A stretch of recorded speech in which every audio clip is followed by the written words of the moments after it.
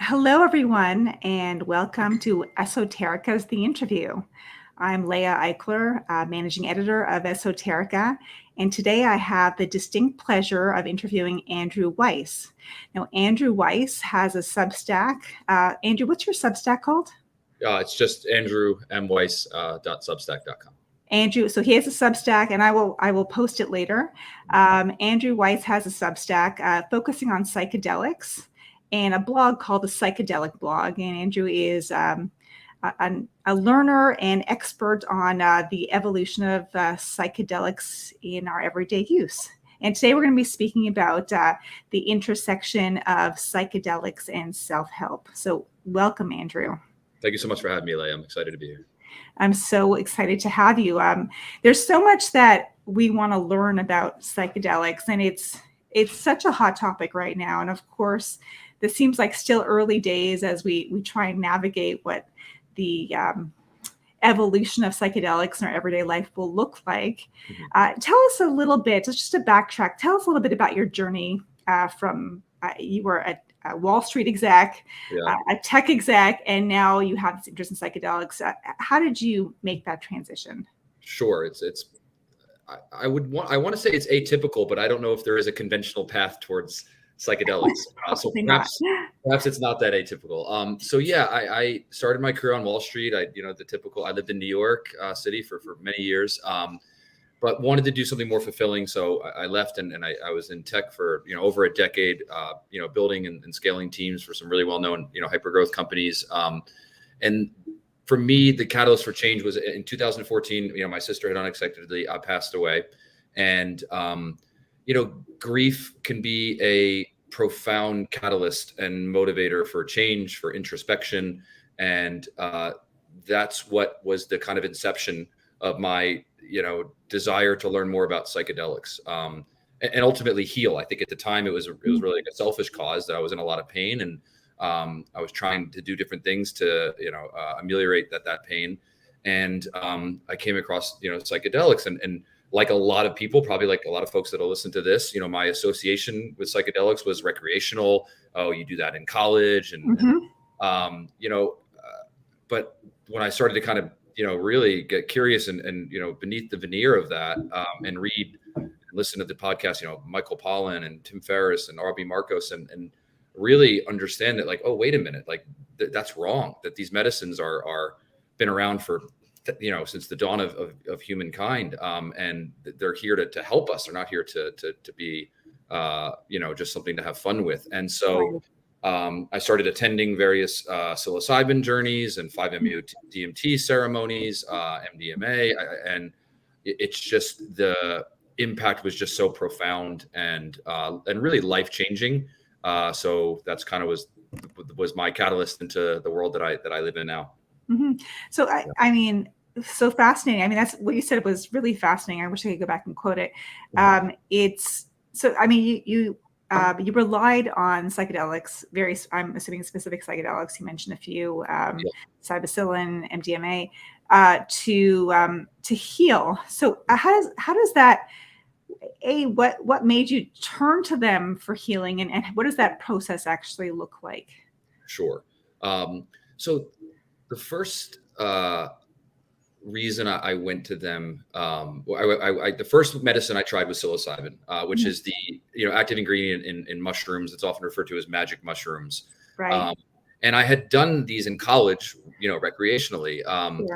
And I had read a lot about, this was before, I believe, the Johns Hopkins trials that have become pretty popular in their results. But I had started to read a lot about, these medicines can actually fundamentally change your brain patterns. They can actually change the physiology of your brain. And things that I read that really, jumped out at me was that if you, ruminative thoughts are really hard to unmoor yourself from.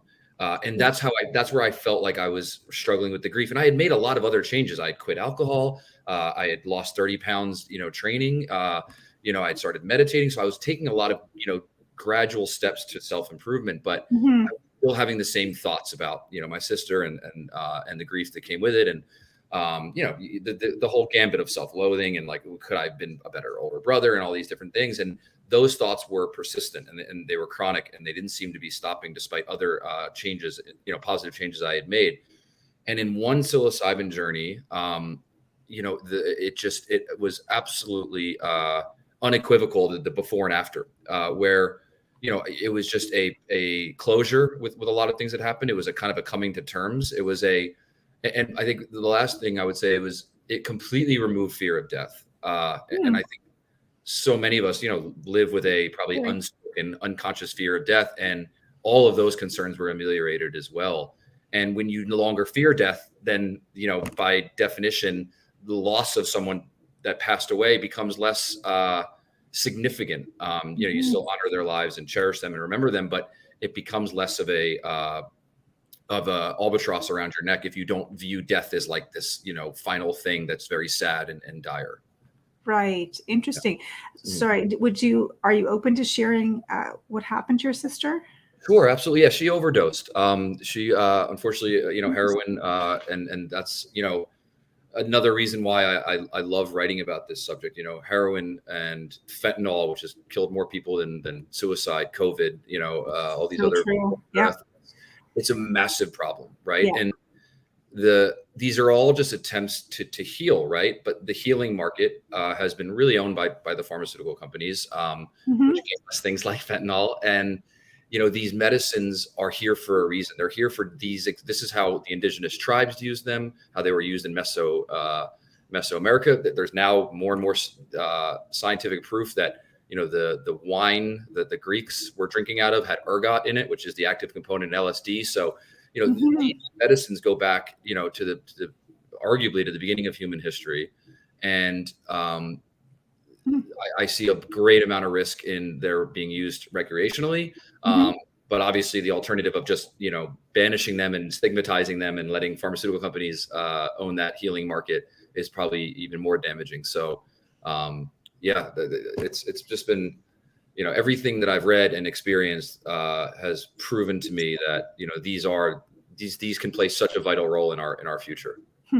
That's fascinating. I mean, I suppose the irony is not lost on me in that, your sister died of a drug overdose and that you turned to drugs for healing, but in a holistic way. And I mean that, from a sensitive standpoint. I mean, it's reintroducing what drugs mean to us as a society. I mean, there is an evolution. Obviously, we have a terrible drug problem in our society. I mean, I think I've known 3 people, not close people, but people in my sphere who have OD'd since the start of COVID, and it's always a shock to the system. But here you are turning to holistic or psychedelic medicine to heal yourself. Now, when you embarked on this journey, do you do it in a solitary fashion? Do you have a guide? Where do you source? Where would a newbie even start, really? Yeah. So definitely not alone. I think that's like absolutely imperative that most of these medicines should not be taken alone. As now a pretty frequent psychedelic traveler, for lack of a better term, I do ritualize psilocybin. I will do that occasionally on my own, still with a very focused mindset on setting the journey itself and then integrating the experience afterward. But unfortunately, a lot of these medicines still are illegal.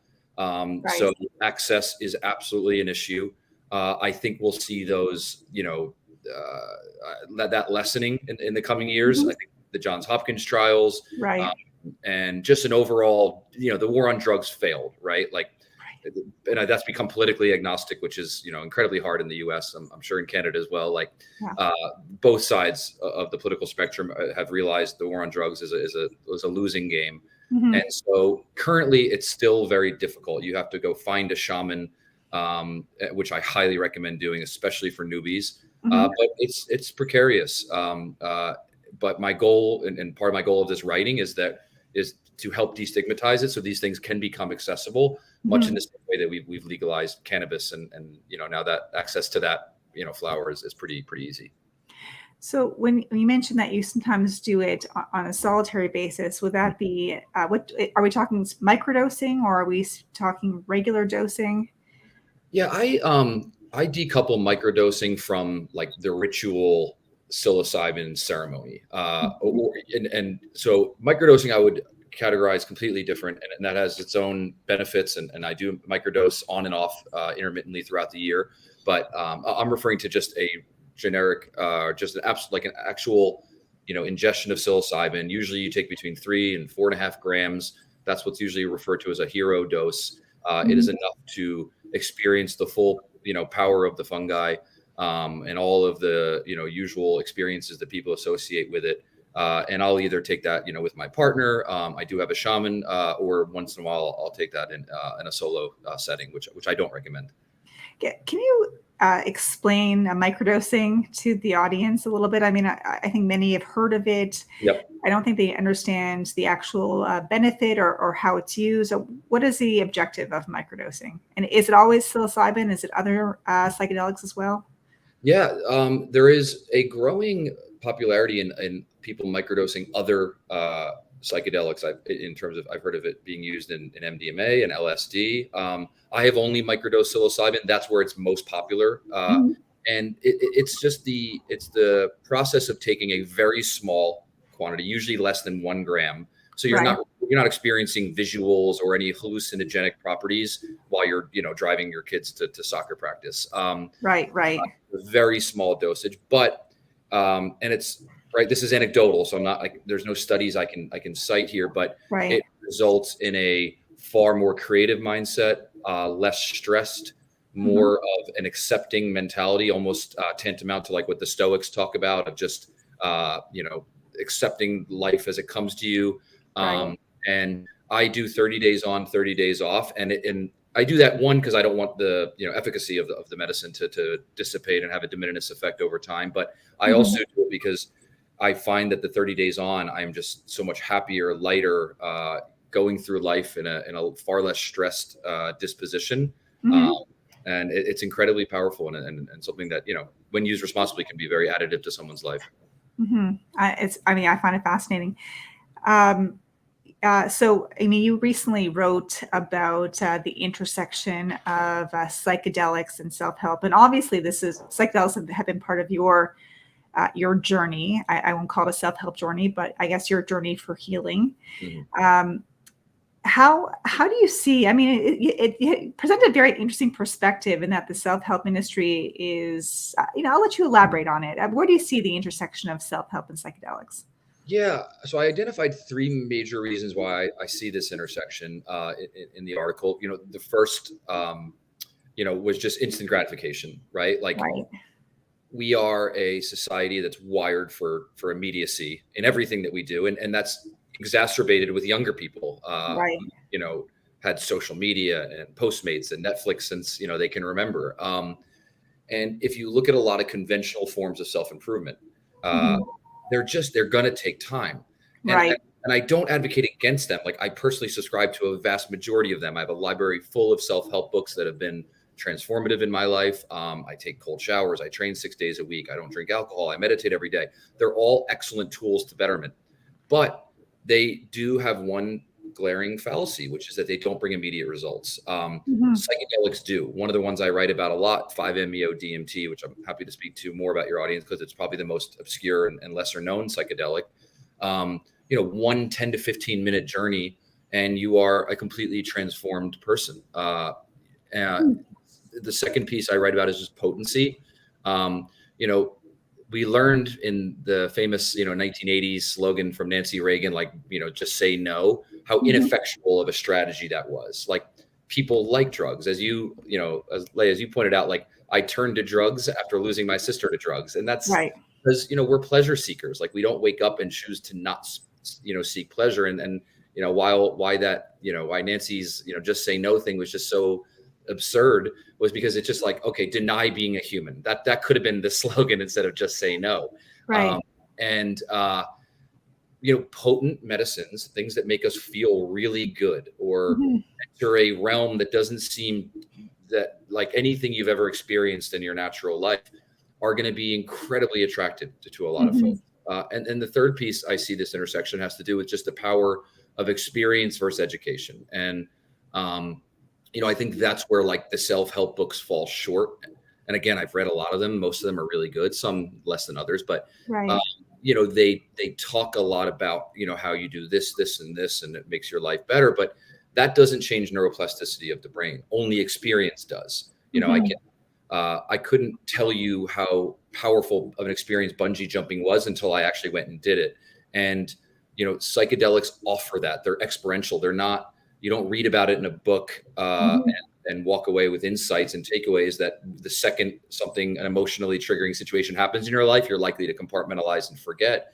You walk away with a fundamentally different worldview shaped by experience that can have a profound and lasting impact on how you deal with the day-to-day stress of being a parent, an employee, living your life. And so, I think when you look at those three things and you look at the fact that it's a $10 billion market, self-help, and clearly that's just indicative that people are hurting and struggling and trying to, live the best lives that they can. Right. I just see a coalescence here that could absolutely help so many people. No, I mean, it's interesting. You referenced a drug earlier on that you said is more obscure. Can you talk about that for a little bit? Yeah. So 5-MeO-DMT. So most people by this point are familiar with DMT, which is the active ingredient in ayahuasca. Right. Ayahuasca has become popular with a lot of celebrities and certainly where I live here in Los Angeles. Now, the challenge with ayahuasca is it is incredibly long. And I view that the journey itself is, oftentimes you still have to fly down to a place like Peru or Mexico. And it can be a 10 to 12 hour journey. Now, for most people that are busy parents and work and, living lives, like that's going to be a very tough barrier to entry, right? It's not that plausible. But 5-MeO-DMT is actually not a plant at all. It actually comes from the Sonoran toad frog. Which is very bizarre because it's a frog that spends 11 months of its life underground. It comes above ground for 1 month of the year to mate. And in a way that doesn't harm the frog. Shamans can take the secretion. It's basically grounded up and you smoke it. And it creates between 10 to 15 minutes of the single most powerful hallucinogenic experience that one can ever have. It's somewhat ineffable. I try to articulate what it's like, and I've done it 3 times now. One just most recently here in Joshua Tree at a ceremony not too far from where I live. And it changes everything. It changes your entire life. You never really go through life after the 5-MeO-DMT experience in the same way that you did before. And in a uniquely positive change where you realize that the world that, we're seeing every day, the world that your evolutionary brain came to see is not the actual world that exists, right? It's your brain is selecting data and selecting things that would help you avoid predation and meet a mate. And that's not the totality of what's out there. And 5-MeO-DMT, I think, will one day replace ayahuasca as the go-to medicine for spiritual enlightenment and healing of pain because of its brevity. There's so much power in the fact that you can have this absolutely ineffable experience that lasts 15 minutes. So, I mean, I know you say it's indescribable, but can you try to describe it a little bit for us? Yeah, well, I'll do my best, and I'll include, anecdotes from the ceremonies that I went to. So I've been to 3 of these ceremonies, and they were all, ran by trusted shamans. This is one ceremony that you actually need more than one shaman present because it can create what appears to be a paralysis of sorts. A lot of people do just kind of buckle and fall down. It can be a little bit frightening to watch for a first time ceremony goer. But let me start with my experience, which was somewhat atypical. And luckily I had my partner there who kind of witnessed 2 of the 3 ceremonies and could, help tell me what happened afterward, because you really don't know.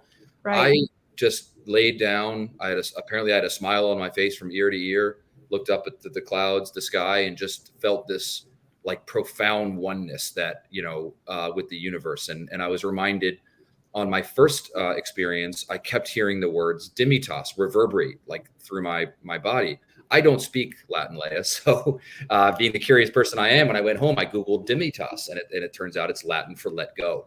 And it was the medicine teaching me to let go of this pain, that my sister wouldn't want this for me. She would have wanted me to live a fulfilling, happy life. And it was just so profound that this medicine was teaching me that. In my subsequent sessions, similar physical reaction where I lay down, apparently I end up like with my hands, like grabbing like the dirt, feeling really connected to the earth. And, I was, Alan Watts, the great philosopher, writes a lot about like, we don't, come into this earth, we come out of this earth. Right. And that's a great way to articulate what it feels like when you're on 5-MeO DMT. You kind of realize like you are not separate from the tree, and I know this sounds like woo-woo kismet hippie stuff, but it's how it feels. You get this sense that like you're no different than a branch on a tree. And that there's this strong connection to nature, a strong connection to your fellow human. At DMT ceremonies, you will see people hug that never met each other, cry. And my experiences were very beautiful, very peaceful, very incredibly cathartic. Other people's experiences, although their takeaways were uniquely positive, were far more, I would say maybe releases, a lot of crying, a lot of screaming out for lost loved ones, and these incredibly profound like releases of what seems to be a harboring of anger and pain and resentment and loss. And maybe maybe these are all just, surface level manifestations of different pain, and we exude that in our own way. But 5-MeO DMT ceremonies are unprecedented. Like you literally, these 12, 13 strangers and these shamans, like you walk away with a shared experience that is unlike anything else that I've ever experienced. That's I got chills a little bit when you mentioned the Dignitas and the Latin meaning. Wow. So that's it's fascinating. How about, I guess the fear people have who are just dipping their toe in is that the bad trip that everyone has. You grow up and that's the warning. Your trip will be the bad one, and what do you say to that? Yeah, well, it's a valid concern. First and foremost, and in my first piece on Substack, that's why I write a lot about the dangers of recreationalizing these medicines, and that we've been here before. We were at a point where psychedelics were rising to domestic ubiquity, but what killed that movement was not government intervention. We've seen how ineffectual they were with the war on drugs and trying to quell that movement. What ended up ruining psychedelics and the healing that comes with it was this use of recreational, someone doing LSD at a party and just losing their minds. And that's where the bad trip phenomenon happens when a incredibly powerful medicine is taken without supervision. It's taken as a way to get high, and it's taken in the wrong setting with the wrong intention. And yes, if you want to mess with your consciousness, like these medicines will do that. And the result could be absolutely catastrophic. Like there's no sanitizing that fact. Right. Do you know anyone who's ever had a bad trip? Have you ever had a bad trip? I have never had a bad trip, but I'm also incredibly methodical and pragmatic with how I go about doing these medicines. I don't take them as a way to, get high. Even with MDMA, which has probably the biggest association as a recreational party drug. I do at home at a predetermined cadence. I think about what I want to experience. Usually I do it with my partner, just the two of us. It's an incredibly, profound experience. So I don't know of anybody, but I'm also doing it in a circle of people that respect these medicines for the power that they bring you. Right. Yeah. So where, 20 years ago, I think it would have been hard for us to imagine that, marijuana would be legal just pretty much everywhere. In fact, I think I joked, during the early pandemic that it was like easier to get weed than it was for me to get a hairdresser appointment. But where do you see it evolving? Like, do you envision stores where do you envision shamans at stores? Like, how do you think this will play out in the next 10 years? Yeah. So I think if we start with like psilocybin, right? I think that's the one that's likely to become legally accessible quickest. I actually would be a strong advocate against psilocybin being as accessible as you mentioned with like cannabis. Right. That will allow it to be taken recreationally, and that will result in bad trips, and then we'll be right back to where we were, several decades ago Right. with our culture and the LSD movement. What we're seeing in more and more therapists are now being able to prescribe psilocybin and actually administer it, with I see. and the same thing with MDMA. Mhm. And that's where I see that the future going. I think that these medicines will be legally accessible, but not, being able to bought at a store the way you buy Starbucks, which is a good Right. thing. I think, but I would also, I don't want to paint with too broad of a brush. Like I think MDMA and psilocybin are well on the way to being legal for couples therapy, for therapeutic purposes. However, I would think with 5-MeO DMT, we're not there yet. One, I think the fact that it's not a plant medicine and it comes from a toad will scare a lot of people. Right. And two, the intake mechanism, right? Like smoking something is just a more powerful way to absorb a medicine than taking a pill as you do with MDMA, or putting Right. some mushrooms into a tea the way you do with psilocybin. Mhm. Smoking something will also just have a natural connotation of, well, that must be really, bad. So I think there's separate futures based on the actual psychedelic, but what we've seen with the failure of the war on drugs is if there is a market for it, it will win out. Like you can't legislate morality forever, right? Like if people say, hey, like this thing can help me, and the alternative is fentanyl and OxyContin and other illegal drugs that when not taken the right way, the result isn't a bad trip but a fatality, then I think I think a lot of people will get behind the movement as well. No, I mean, it is fascinating. I mean, it's, obviously, those drugs were originally, inspired by the medical community to deal with medical issues and to deal with pain, and so, I mean, what is the devil's advocate argument? Like, well, how can this go wrong, really? Well, there's a few ways it can go wrong. One way it could go wrong is, and Pollan spoke about this really eloquently, that the ethos of these medicines is ego dissolution. They take away ego. They take away sense of self.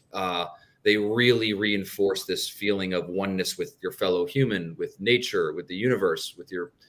But they can also create a lot of ego, self-aggrandizement, and that could lead to nefarious, shamans, right, who use this as a way to self-promote and self-aggrandize.